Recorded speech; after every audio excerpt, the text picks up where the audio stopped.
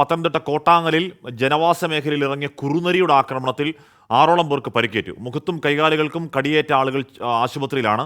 വനം വകുപ്പ് ഉദ്യോഗസ്ഥരും നാട്ടുകാരും ചേർന്ന് കുറുനരിയെ പിടികൂടി. ശ്രീകുമാർ ചെയ്യുന്നു. ശ്രീത്ത്, ആന, കടുവ, പുലി ഉള്ള മലയെണ്ണാനൊക്കെ കേട്ടിട്ടുണ്ടെങ്കിലും ഈ കുറുനരി ആക്രമണം അത്ര എന്താണ് സാധാരണമല്ല ശ്രീത്ത്.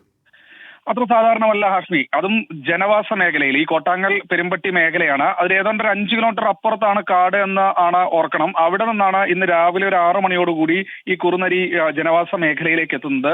ആദ്യം വീടിന് പുറത്ത് മുഖം കഴുകുകയായിരുന്ന ഒരാളെ മുഖത്താണ് ഇത് വന്ന് ആക്രമിച്ചത്. കടിയേറ്റ ആൾ എന്തായാലും കോഴഞ്ചേരി ആശുപത്രിയിലേക്ക്, ജില്ലാ ആശുപത്രിയിലേക്ക് ചികിത്സ തേടി പോയി. അതിനുശേഷമാണ് തുടരെ ബസ് സ്റ്റോപ്പിന് സമീപം നിൽക്കുകയായിരുന്ന ആളുകളെ അടക്കം വന്ന് കടിക്കുന്ന ഒരു സാഹചര്യം ഉണ്ടായത്.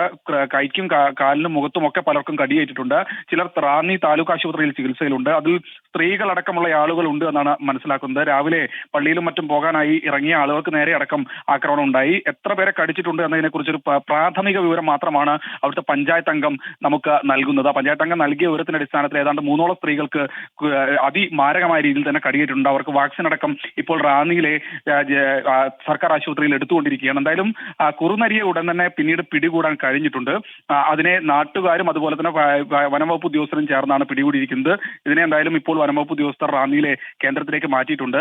ഏതെങ്കിലും മേഖലയിൽ ഉൾക്കാട്ടിൽ എവിടെയെങ്കിലും കൊണ്ടുപോയി തുറന്നു വിട്ടില്ലെങ്കിൽ ശക്തമായ പ്രതിഷേധം നടത്തുമെന്നാണ് നാട്ടുകാർ ഇപ്പോൾ അറിയിക്കുന്നത്. സാധാരണ വനംവകുപ്പ് ഉദ്യോഗസ്ഥർ തൊട്ടടുത്ത പ്രദേശത്ത് തന്നെ ഇത്തരത്തിലുള്ള ജീവികളെ പിടികൂടി വിടുന്നു എന്ന ആക്ഷേപം ശക്തമാണ്. അത് അങ്ങനെ ഉണ്ടായാൽ ശക്തമായ പ്രതിഷേധം ഉണ്ടാകുമെന്നാണ് നാട്ടുകാർ പറയുന്നത്. എന്തായാലും കുറുനരിയുടെ ആക്രമണത്തിൽ 6ഓളം പേർക്ക് ഗുരുതരമായി തന്നെയാണ് പരിക്കേറ്റിരിക്കുന്നത്.